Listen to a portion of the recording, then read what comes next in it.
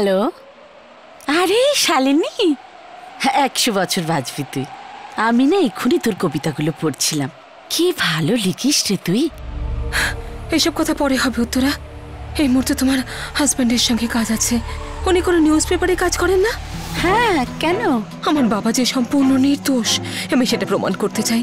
সমস্ত প্রমাণ আছে আমার কাছে। উনি খুব সৎ রিপোর্টার, সব সময় সত্যের জন্য লড়েন। ও, তাহলে ঠিক আছে, আমি সমস্ত ফাইল নিয়ে তোমার বাড়ি আসছি।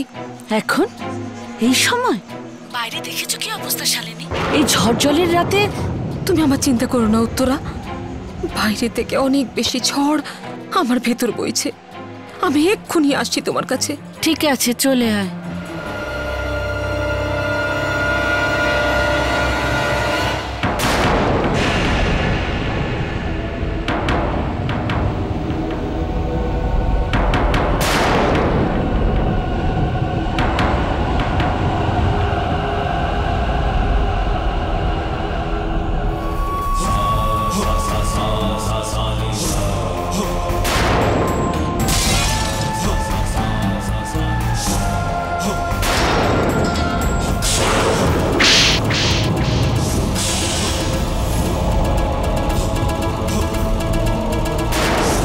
শহরের বাকি সব খবরের কাগজে নিজের কুকর্মের কথাগুলো পড়ে নিও।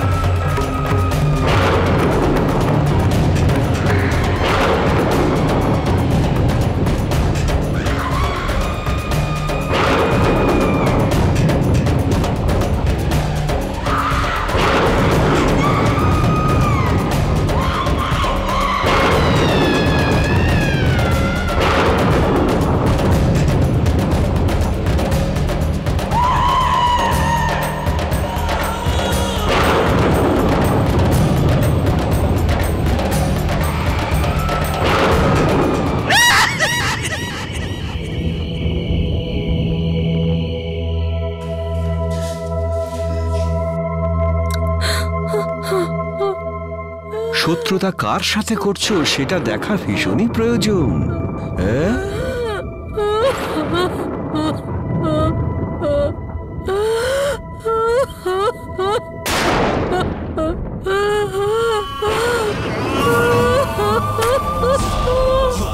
ধীরেন্দ্র সারা বাড়িতে আগুন লাগিয়ে দিল, যাতে ওর আর সিনহার বিরুদ্ধে সমস্ত প্রমাণ লোপাট হয়ে যায়। না এই ফাইল থাকবে, না থাকবে শালিনী। কিন্তু শালিনীর সেই অবস্থা ছিল না যাতে সে নিজেকে বাঁচাতে পারে। শালিনীর জন্য অনেকক্ষণ অপেক্ষা করে আমি শেষে ওর বাড়ি গেলাম। ওখানে গিয়ে আমি দেখলাম সারা বাড়িতে দাউ দাউ করে আগুন জ্বলছে, আর শালিনী ঘরের মাঝে বসে আছে। আমার যেতে যদি আর একটু দেরি হতো, তবে আজ হয়তোবা আমি কোনো রকমের শালিনীকে টেনে বাড়ি থেকে বার করলাম, আর সঙ্গে সঙ্গে সেই ফাইল, যাতে ধীরেন্দ্র আর সিনহার বিরুদ্ধে সমস্ত প্রমাণ ছিল। তারপর একদিন হঠাৎ চিৎকার করে জোরে শালিনী ধীরেন্দ্র রায় সিংহানিয়ার নাম বলে শালিনী পুরোপুরি চুপ করে গেল। ওকে পাগলাগারোতে পাঠিয়ে দেওয়া হলো ওকে।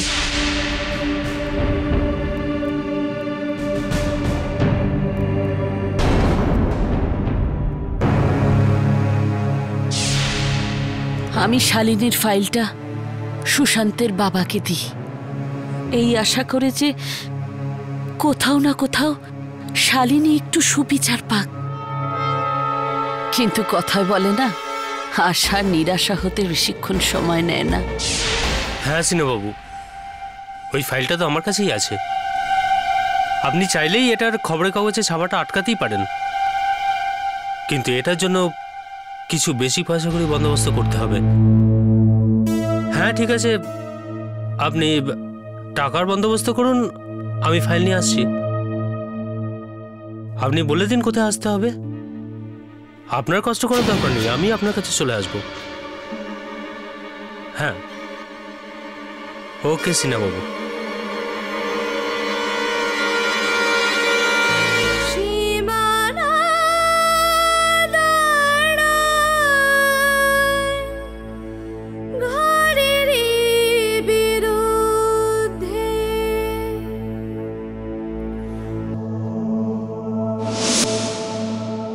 আমি ওই মুহূর্তে ফাইল আর সুশান্তকে নিয়ে বাড়ি ছেড়ে চলে যাই, কারণ আমি চাইনি সুশান্ত ওর বাবার মতো হোক। আমি আমার ভাইয়ের বাড়ি গিয়ে উঠি। ফৌজি ছিল সে, কিন্তু ও রোজ রোজ দেখতে যেত শালিনীকে। একদিন জানতে পারলাম যে শালিনী মা হতে চলেছে। বাচ্চাটাও নষ্ট করতে পারতো না, কারণ তাতে শালিনীর জীবনহানির আশঙ্কা ছিল। এমনকি বসুধাকে জন্ম দেওয়ার সময় শালিনীর জ্ঞান পর্যন্ত ছিল না। বসুধা তখন অনেক ছোট, ওকেও পাগলা গারদেই থাকতে হতো। আস্তে আস্তে আস্তে আস্তে শালিনী বুঝতে পারল যে বসুধাই ওর মেয়ে। দেখতে দেখতে বসুধা 5 বছরের হয়ে গেল। ওর 5 বছরের জন্মদিনে শালিনী এমন এক কাজ করেছিল যা ভাবলে আজও আমার শরীর শিউরে ওঠে। শালিনী, দেখো তোমার সঙ্গে কে দেখা করতে এসেছে। তোমার মেয়ে বসুধা এসেছে। বসুধা আজ 5 বছরে পা দিল। ও কখন থেকে বলছে আমি মায়ের কাছে যাব, মায়ের কাছে যাব, তাই না শালিনী?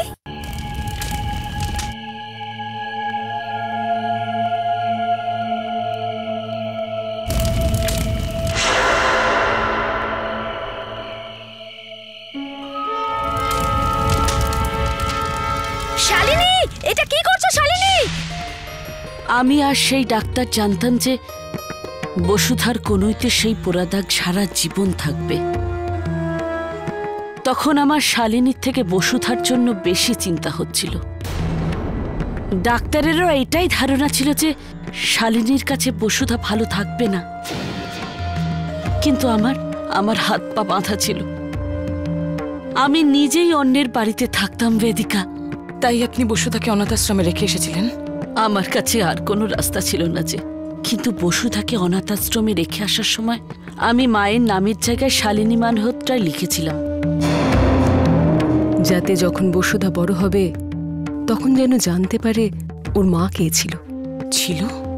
হ্যাঁ, এই কথাটা আমি চেপে রাখি যে শালিনী বেঁচে আছে, কারণ ওই সময় আমার ওটাই ঠিক মনে হয়েছিল। তাহলে বাবা বসুধাকে কোথায় পেয়েছিল? তারপর কি হয়েছিল তা আমি কিচ্ছু জানি না বেদিকা, কিচ্ছু না। তাহলে আপনি সেদিন স্টাডি রুমে বাবাকে এটাই বলছিলেন যে শালিনী বেঁচে আছে? না, আমি এটা বলিনি যে শালিনী বেঁচে আছে। আমি এটা বলেছিলাম যে ওই জ্বলে যাওয়া ফাইলটা আজও আমার কাছে সুরক্ষিত আছে, আর আমি জানি উনি শালিনীর সঙ্গে কি করেছিলেন। তার মানে আমার বাবা দুটো জীবন নষ্ট করেছে, এক আমার মায়ের জীবন আর এক বসুধার মায়ের জীবন। উনি বাড়িতে এসে নিজের ভুল স্বীকার করেন। উনি বলেন যে বসুধা তার একটা ছোট্ট ভুলের পরিণাম।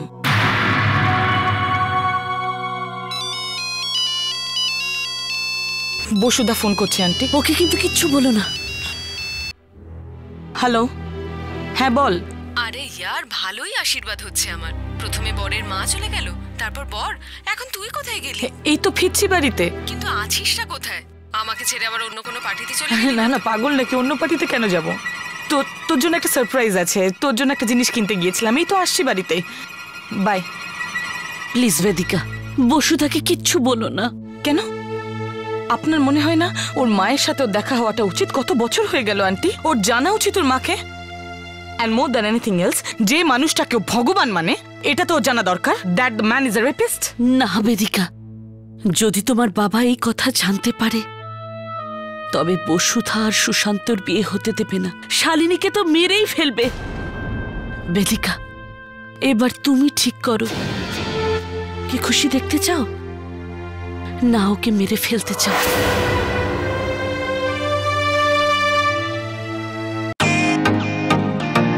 Welcome to bitten world. How may I assist you? নতুন ফ্ল্যাটের জন্য একটা স্ট্যান্ড ফ্যান আর কুলার নেব। এই পচা গরম থেকে একটু স্বস্তি চাই। বাজার চলতে সব ব্র্যান্ড আর ভরসাযোগ্য নয়। তার জন্য তো আমাদের ফ্যান আছে, all purpose bullet table fan, ceiling fan. আমাদের সিলিং ফ্যান কিন্তু 30 মাসের ওয়ারেন্টি সহ পাওয়া যায়। আছে ফারাটা 2 বছরের ওয়ারেন্টি, 17 থেকে 20 মিটার এয়ার ফ্লো, মধ্যবিত্তের সাধ্যের মধ্যে একমাত্র ভরসাযোগ্য ব্র্যান্ড বিটেন। আমাদের কুলারের কিন্তু অনেক range, 45 litres, 50 litres, 70 litres, 90 litres, 110 litres. Honeycomb সহযোগে বিটেনের সব কুলারের ওয়ারেন্টি 1 বছর। চেনা হাওয়ায় অচেনা অনুভূতির জন্য একমাত্র আদর্শ বিটেন। গরমে স্বস্তি পেতে বিটেনের ফ্যান হোক বা কুলার, আজই আনুন বাড়িতে। Beaten, digitally yours.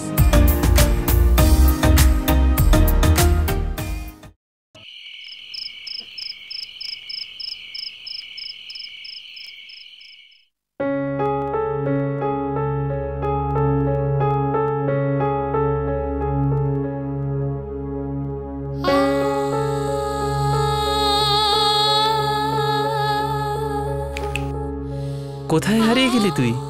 আর এখানে একা কেন বসে আছিস? কিচ্ছু না, এমনি। তোর এই কিছু না শুনে মনে হচ্ছে তো কিছু প্রবলেম আছে। চটপট বলে ফেলতো। তোর আমার আশীর্বাদটা অদ্ভুত লাগেনি ধৈর্য? আশীর্বাদের মাঝখানে হঠাৎ সুশান্তর মা চলে গেল। সুশান্ত যখন থেকে এসছে তখন থেকেই দেখছি ওর মুড খারাপ আছে। তারপর ও আমাকে বলল যে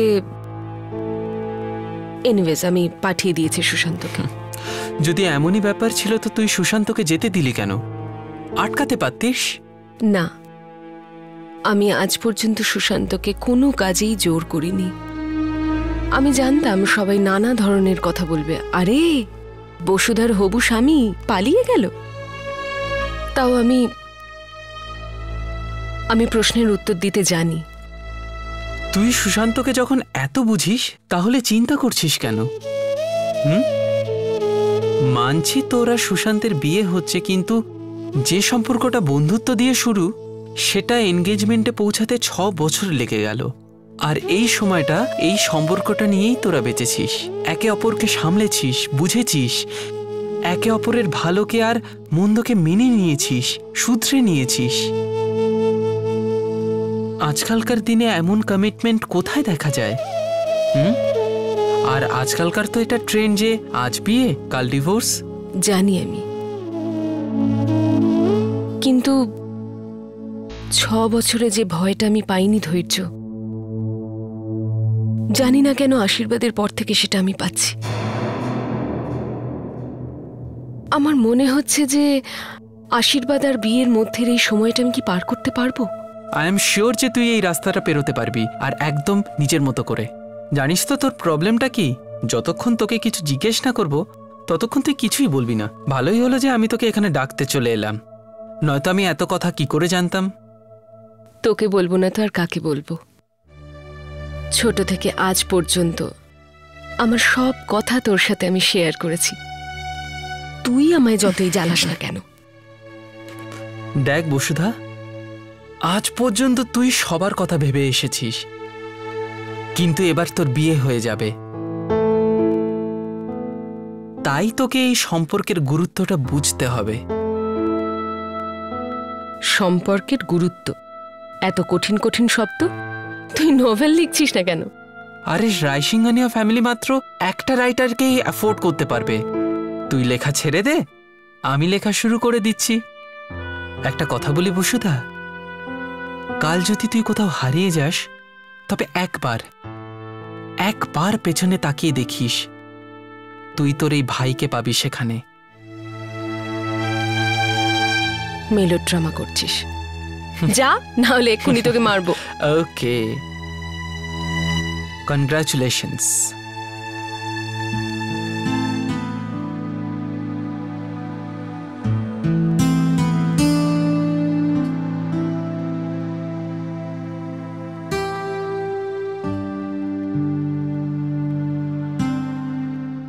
এবার তুই কোন কাজের জন্য ডাকতে এলি?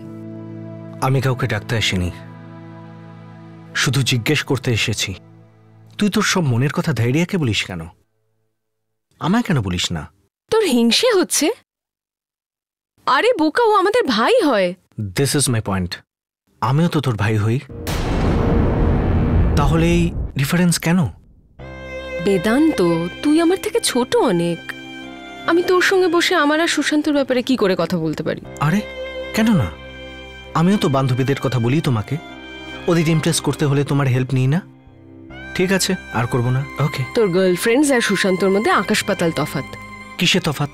আরে আমি তোকে ছোট থেকে বড় করেছি বেদান্ত, তোর সামনে এই সমস্ত কথা কি অদ্ভুত। ওকে ঠিক আছে, বুঝে গেছি।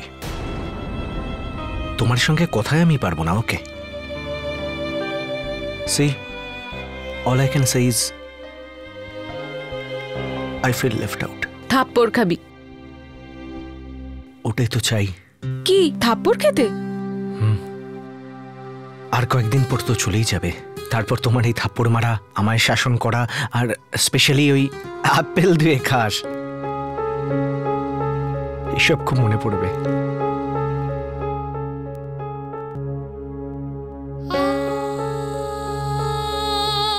কাঁদাবি আমায়?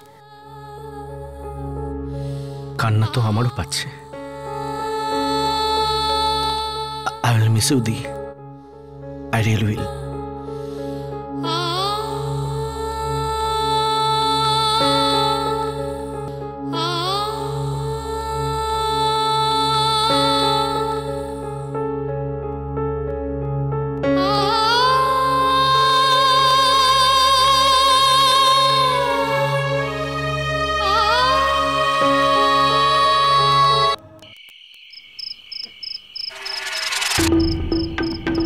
শালিনী বেঁচে আছে, তাহলে কেন মা বারবার মিথ্যে বলছে?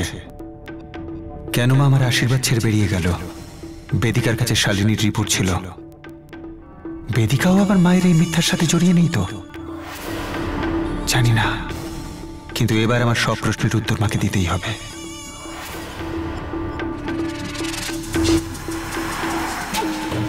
বসুধার মা!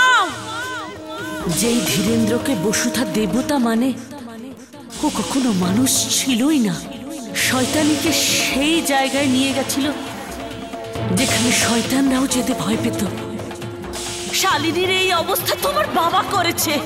ধীরেন্দ্র রায় সিংহানিয়া শালিনীকে ধর্ষণ করেছে। যদি তোমার বাবা এ কথা জানতে পারে, তাহলে সুশান্ত আর বসুধার বিয়ে কখনোই হতে দেবে না, শালিনীকে বেঁচে থাকতে দেবে না।